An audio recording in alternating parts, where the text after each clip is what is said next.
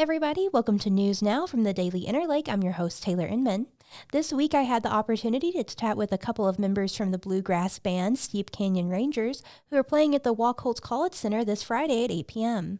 The Steep Canyon Rangers are a Grammy-winning bluegrass band from Asheville, North Carolina. They've been together for more than 20 years and are frequent collaborators with comedian Steve Martin, who can also play a mean banjo. The band is excited to get back to the Rocky Mountains, where they say they've always been welcomed with open arms.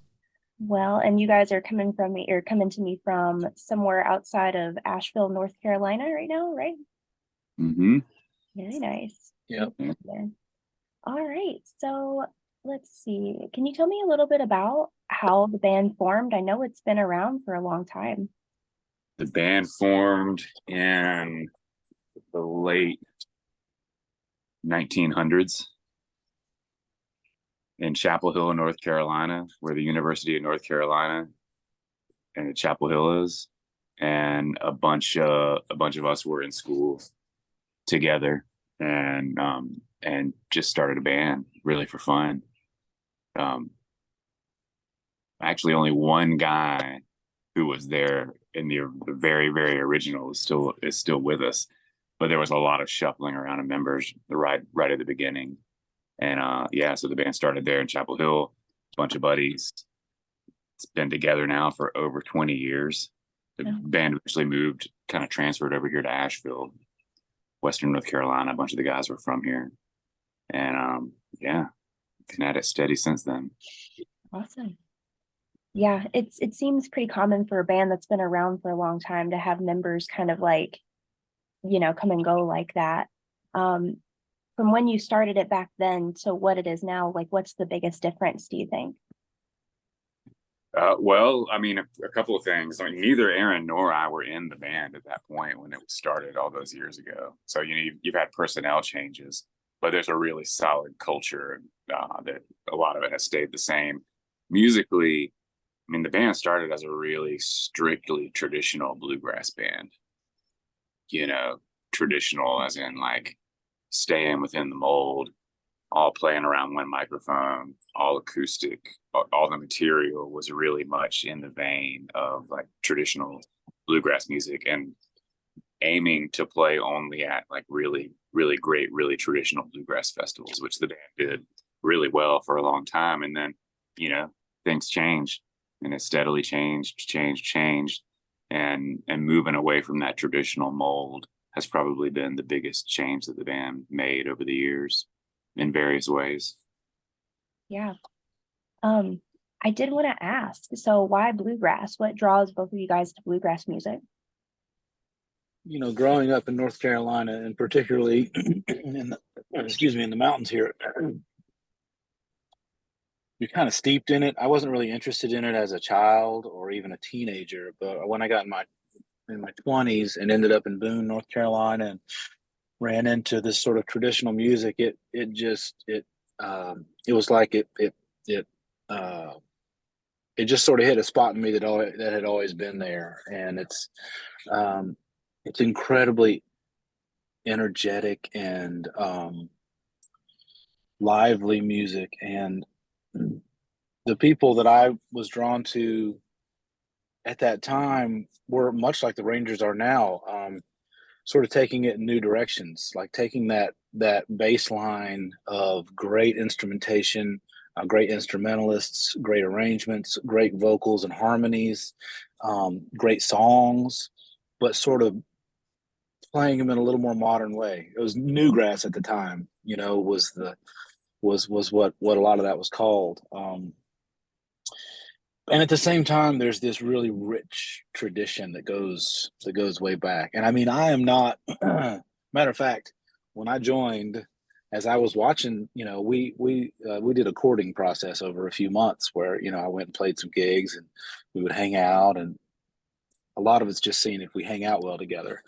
And I would see these guys, particularly Mike Gugino and Graham, just ripping these traditional bluegrass songs backstage before shows. And I remember talking to Graham and saying, Graham, I don't know I recognize those, but I don't know them all. I don't have the pedigree in bluegrass you guys do. And he said, that's okay. That's not even what we play now. don't worry about it. We're just warming up. That's sort of where we came from. But what you need to do now is what we're doing now and what you do now. Yeah. So there's a long history of back to when it started, of people doing something new with an existing sort of set musical form. Yeah. Yeah. How about you, Barrett? I'd say, it really resonated with me when Aaron said lively music, because when the band started, I wasn't in the band, but I was in Chapel Hill and we were all buddies. And I was deep in the classical music world. That was my thing. I was studying music in college. I'm the only guy in the band who was at that time. And I worked really hard on it, and I was really proud of it. And it's really beautiful music, and nobody came to see me do it really, or cared, and nobody really wanted to listen to it so much. And yet these buddies of mine who started this band just kind of from scratch, it's almost like they started the band before they could play the instruments even. They just kind of wanted to have a good time and party. And right out of the gates, it's like everybody wanted to go see this band, including me, and party and have a good time. So that like taught me a good lesson about, how much fun am I having? What do I really want to do with this? And meanwhile, as far as like getting into that music, I had a real I didn't grow up with that music, but I had this really, what's typical of, I feel like, our age group, introduction to that music kind of through a hippie lens, as in like, I heard Jerry Garcia play the banjo on this Old and in the Way album. And that was my introduction to bluegrass. And the band Fish, who I loved when I was a teenager, they played bluegrass music, and it just got my wheels turning. And then around the same time, I had an English teacher of mine introduced me to Doc Watson, and I was 16.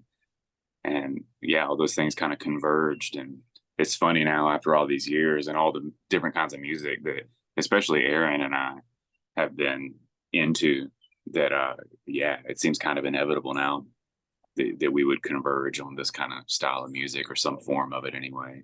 So speaking of new music or new bluegrass, I saw that you guys put out a new single recently. I listened to it and I really enjoyed it. You can correct me if I'm wrong. It seemed a little bit different than some of your previous albums. Can you tell, is there a new album coming out, first of all? Nice. Can you tell me a little bit about it? Yeah, it's called Morning Shift.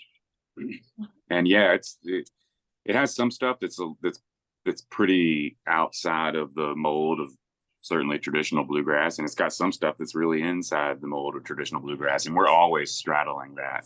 We're always toying with that. As a band that was very, very traditional by any standards, it was totally traditional. And having moved away from that and dealing with moving away from that, and our audience is dealing with moving away from that. You listen to that last single, and yeah, it's not very much bluegrass going on in that song. But we have another single coming out like any second now. When is it coming out, Aaron? I think it's next week. I remember. No, didn't she say the 8th or 11th? Do they come out on Tuesdays still? I think it's the 11th. It must be next Tuesday. Yeah, that makes sense. And that one is, it's a bluegrass song, no doubt. Yeah. It functions totally, or it's more of a bluegrass song, the beat of it anyway. So we do both. And everything. Some jerk put drums on it, but so I mean, that takes you out of the technical running for bluegrass. But it does. It does. One level of technicality tells you that you can't have drums in bluegrass. A deeper level of technicality will show you that, like, J.D. Crowe put drums on an album, Yeah, exactly. Yeah, album comes out in September, and these are the first 2 singles off of it. Mm-hmm. There might be one more before it. No, probably not. There's probably just a focus track when it comes. There might be one more that comes out before the September 8th or 9th street date. Yeah, one of the most notable things about the album is it's the first album that we've done with Aaron. I mean, you're talking to very much the 2 newest members of this band. This is the first album that we've done with Aaron. it will forever be the first album that we did with Aaron. That's one of the most notable things about it, for sure. And it worked out really well. We had like a magical, bizarre, awesome recording experience where we like lived in a cabin in the woods with our producer Daryl Scott for almost a week, and really put everything into it, and we're real proud of it. And it comes out in the fall. A few songs will be released before one already, one soon, and then another one to come. And then then the whole thing comes out in the fall. Nice. We'll be playing songs from that album, a lot of songs from that album when we play in Kalispell. Aaron, with this being your first album, how was your experience recording it and being part of it? Well, I've done a lot of recording in the past. So in one sense, it was just how recording goes. It's alternately inspiring and deflating and grueling and, you know, enjoyable. It's just it's an emotional roller coaster. But I don't know, being able to work with these guys as a band, you know, and fit into that existing framework, and you know how gracious and welcoming everybody has been to me, and just how smoothly the whole thing has gone. I continues to suspiciously smoothly. I don't know. And then of course Daryl Scott, who is one of my heroes, was there with us all week. So I mean, this whole thing with the Rangers, it's been a year, but the whole thing's been kind of like a whirlwind, and I haven't even, much like I was describing that thing at the Hollywood Bowl, where I didn't even have the time to really sit and think about what was happening. I just needed to do it. That's sort of what that week up there was, because we were just working really hard on harmonies and songs, and it was really cool. And if maybe I'll go inside and sit and think about it and realize how cool it was. But we just never stopped moving, really. I mean, we just never stopped moving. Matter of fact, we're all sort of thinking about the next one. This one hadn't even come out, and we're like, okay, what do we do next?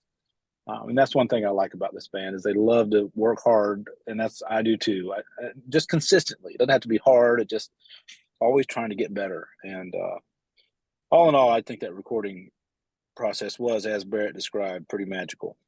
Yeah. Nice. So have you guys been touring a lot this year so far, or where's Kalispell kind of fall in your tour this year? We tour all the time. And unlike, I mean, we do it the way we do it. Everybody does it differently, and it's all pretty relative. What's a lot or not a lot. We don't go on long tours. You know, we don't go away for a long tour and then come home for a long time. We just go and come home and go and come home kind of constantly. So we're always in between coming and going.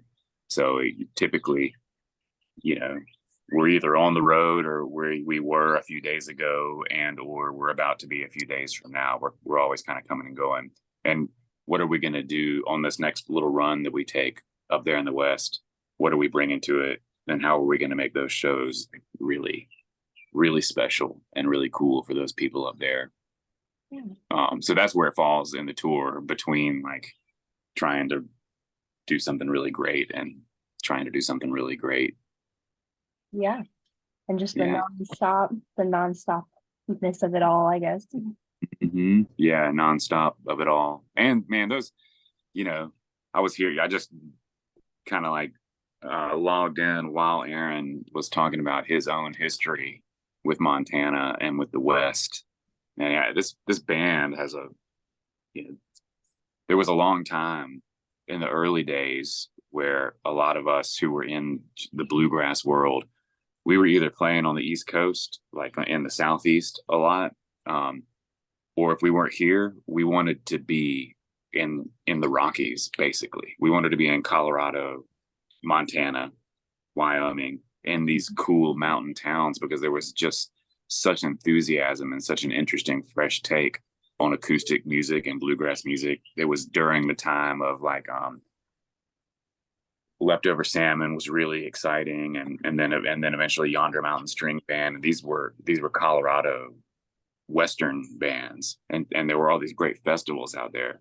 So coming to Montana and playing is not, it's not just any place to us. The West, the Rocky Mountains holds a special place for us. We've just had endless, can't even begin to remember all of the amazing good times we've had in that region and all the great shows that we've gotten to play. So we see that on our calendar coming to Montana, and we make a special note. We're going to have a good time. Yeah, I thought it was interesting when I moved out here. There's not really a difference in the music that people like so much in Kentucky and out here in Montana. And I was surprised that they like bluegrass so much and folk music. And I guess chalk it up to like mountain people, maybe. Mountain people, to me, there's some kind of tenuous link between just people who, when you're in Montana and just visually you're bombarded with such spectacular natural beauty, and there's so much of a tendency for people to really enjoy nature and the outdoors and get out there and appreciate it. There's a link between that and acoustic music. To me, natural acoustic people playing instruments and singing in a down home kind of way, those things link up to me. I could see that. So are you guys gonna do anything fun while you're here? I always like to ask people who visit the area if they're gonna check it out, if you guys have time. Hopefully. I mean, we tend to move pretty fast, and we're on, unfortunately, in a lot of ways, we're on to the next place pretty quickly. But as much as we can, and we definitely have people who like to fish in the band, maybe they'll get out and do that. Get out, take a hike. We'll do what we can. Sure. We're always working too, so it's like, any given day is just as likely as not to be taken up with a bunch of writing, rehearsing, and that kind of thing. Right. Well, hopefully you guys will get to hang out a little bit. It is a really great place to fly fish. So I hope you guys get the opportunity to do that. Just can't wait to see our Montana people. It's going to be a great night. Yeah. Agree. We're excited to have you guys. Cool. Okay. Well, y'all have a good one. It was nice to meet you. You too. Thanks, Taylor. Yeah. See you. Yeah. Bye. Bye. The new album Morning Shift by the Steep Canyon Rangers will be out on September 8th on all music streaming services. For tickets to their show on Friday, go to the Wachholz College Center website at wachholzcollegecenter.org and look under Schedule of Events.